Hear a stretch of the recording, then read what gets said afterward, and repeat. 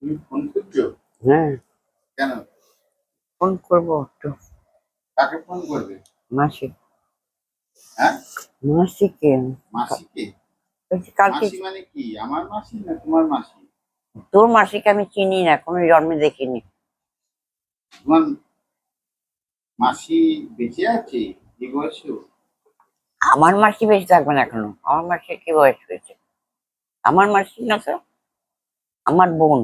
ও, তুমি বলছো তোমার মাসিকে ফোন করবে? আমার কোনো মাসি নেই। তোমার বোনকে কি ফোন করতে খুব ভালো লাগে? ভালো লাগে না, বলিনি যে ও কাজকে আর কাজকে যাবো না তো, সেটা জানি না তো। সেটা জানাবে। হুম, আর এখন কি খাচ্ছো? বিস্কুট আর চা আর রুটি। উমাদি এসছে মনে হয় আজ। উমাদির জন্য তোমার চিন্তা হয়, ভোরবেলা উঠে বসে থাকে, উমাদি আসলে ইনফরমেশন দিতে হয়। আর আজকে উমাদি এসছে। এসছে তো, মাঝি এসছে তো, আজকে হসপিটালে ভর্তি করাবে 12টা 12:30। উমাদিকে? উমা দেখে পারবে কেন, উমা দিয়ে পড়কে। উমাদির হাজবেন্ডকে ভর্তি করাবে। এখন কালকে উমাদি আসবে? কি করে জানবে ওর অবস্থা, বুঝে ব্যবস্থা?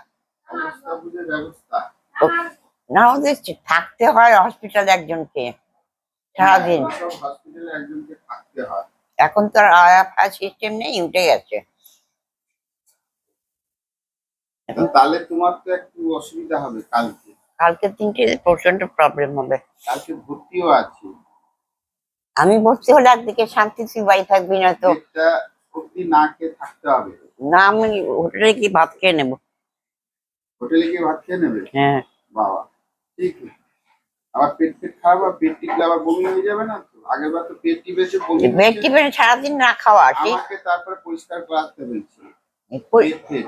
কেন তোকে কেন করবে, ওদের আয়নি যেমন করেছিল বাবার বেলায় আমাকে পায়খানা পরিষ্কার করিয়েছিল। ওদের হসপিটালে এর জমাদার থাকে না। ঠিক আছে, এবার খালি পেটে যাবে, ইউএসজি হয়ে যাওয়ার পরে ইমিডিয়েটলি খাইয়ে দেবো, ঠিক আছে? আর তারপর গল ব্লাডারের জন্য ভর্তি করে দেবো।